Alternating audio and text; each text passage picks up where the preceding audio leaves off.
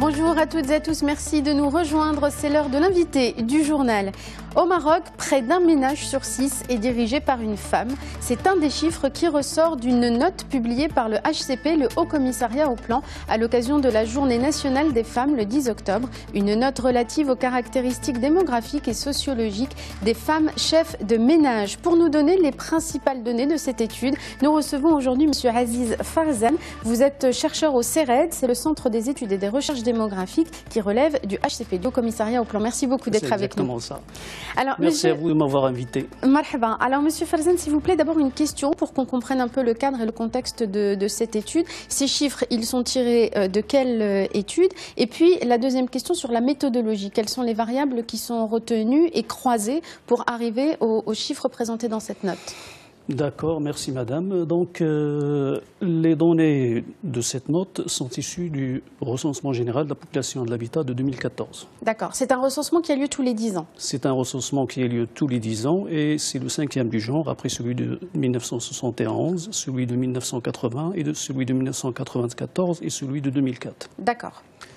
Donc là, la base, c'est le recensement de 2014. C'est une opération qui est réalisée chaque décennie. C'est une opération lourde, exhaustive. Et les objectifs de cette opération, c'est d'abord de donner les chiffres de la population légale du Royaume pour toutes les entités administratives, pour toutes les institutions. D'accord. Les entités territoriales. Le deuxième objectif du recensement, c'est de donner les caractéristiques démographiques et socio-économiques de la population marocaine tout entière. Et un troisième objectif, c'est de fournir une base de sondage aux opérations statistiques intercensitaires, c'est-à-dire, pour être plus clair, entre deux recensements, on réalise des opérations statistiques. C'est des opérations qui sont réalisées par échantillonnage. D'accord. Et pour pouvoir réaliser ces opérations dans les règles de l'art, on a besoin d'un échantillon-mètre qui est tiré du recensement. Très bien, donc ça vous permet de créer les groupes en fait, que vous allez étudier, de les retrouver. Oui, c'est à peu près ça. Donc on répartit le territoire marocain en zones, d'accord, en unités primaires, secondaires, etc. Et on fait un tirage selon des méthodes statistiques d'échantillonnage et de sondage bien spécifiques. Alors ça, c'est la méthodologie générale pour le recensement. Maintenant, pour tirer les chiffres qui sont présentés de cette étude, quelles sont les variables que vous avez retenues plus particulièrement pour dresser cette note sur la place des femmes dans les ménages marocains? Ok. Donc, permettez-moi d'ajouter un troisième objectif du recensement, c'est celui d'actualiser les projections démographiques. Vous savez que à l'occasion de chaque recensement, on actualise les projections démographiques, c'est-à-dire on donne la répartition de la population marocaine selon les différentes, échelles administratives et par sexe et par âge. D'accord. Mais en plus de ça, c'est les objectifs de base. Il y a d'autres objectifs, par exemple, la réalisation d'études thématiques à partir des données de ce recensement. Comme par exemple celle-ci. Comme par exemple celle-ci, et comme par exemple les études qui sont déjà réalisées, à savoir les personnes âgées, les sans-abri, les jeunes, les handicapés, les nomades, etc. Toutes ces études, toutes ces notes ont été réalisées et sont disponibles en téléchargement sur le site du HCP. Très bien, donc ça permet de cibler une catégorie de population et de croiser les données.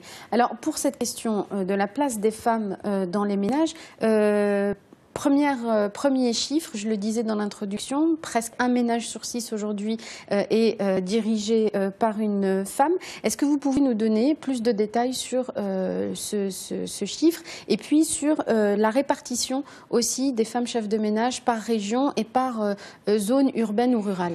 D'accord. Donc, concernant cette étude, il vient à l'occasion de la Journée nationale de la femme, qui est le 10 octobre. Célébrée le 10 octobre de chaque année. Et à l'occasion de cette journée, le HCP publie toujours des notes sur la situation de la femme en général. Mais cette année, on a publié cette note sur les femmes chefs de ménage parce que ce qui est remarqué au niveau mondial, c'est que la proportion de femmes chefs de ménage tend à augmenter d'une façon assez remarquable. Elle augmente par rapport aux études précédentes?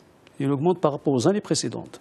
C'est-à-dire, si vous remontez aux années 60, par exemple, en Afrique, les femmes qui dirigeaient des ménages, c'était des proportions très très faibles. C'était uniquement, pratiquement, les hommes qui dirigeaient les ménages. Et parce que les hommes travaillaient à l'extérieur, parce que les femmes restaient au foyer, etc. Donc il y avait un système patriarcal qui favorisait le travail des hommes à l'extérieur. Et de ce fait, les hommes, c'est-à-dire les adultes masculins, se signalaient comme étant toujours le chef de ménage. Donc aujourd'hui, ça a changé? Aujourd'hui, il y a des changements dus, par exemple, au développement de la migration de travail masculine, aux dissolutions des unions qui sont de plus en plus importantes et à l'émancipation, au processus d'émancipation grandissant des femmes. Donc c'est pour ça qu'on arrive aujourd'hui à ce chiffre de 7,2% des ménages dirigés par des femmes. Ce qui fait qu'actuellement, on est arrivé à un ménage sur 6 qui est dirigé par une femme. Et c'est une proportion qui est assez importante. Alors, est-ce qu'on peut s'arrêter aussi sur le profil sociologique de ces femmes, leur moyenne d'âge, leur statut marital? Quel est le profil de ces femmes qui dirigent aujourd'hui des ménages? Ces femmes qui dirigent ces ménages sont généralement des femmes âgées, parce qu'on a plus de la moitié qui ont plus de 54 ans, d'accord? Et c'est des femmes qui sont en général des non-mariés. Autrement dit, on a 8 femmes sur 10 qui sont ou bien des divorcées, ou bien des veuves, ou bien des célibataires.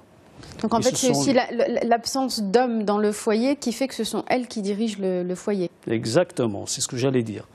Le fait que 8 femmes sur 10 sont des femmes non mariées, ça veut dire que c'est en quelque sorte la non-existence d'un adulte masculin dans le ménage qui fait que la femme prend cette charge de diriger le ménage. De diriger le ménage. Alors, il y a également un chiffre frappant dans cette étude, c'est celui de l'analphabétisme de ces femmes chefs de ménage. Elles sont 65% à être analphabètes contre seulement 34% des hommes.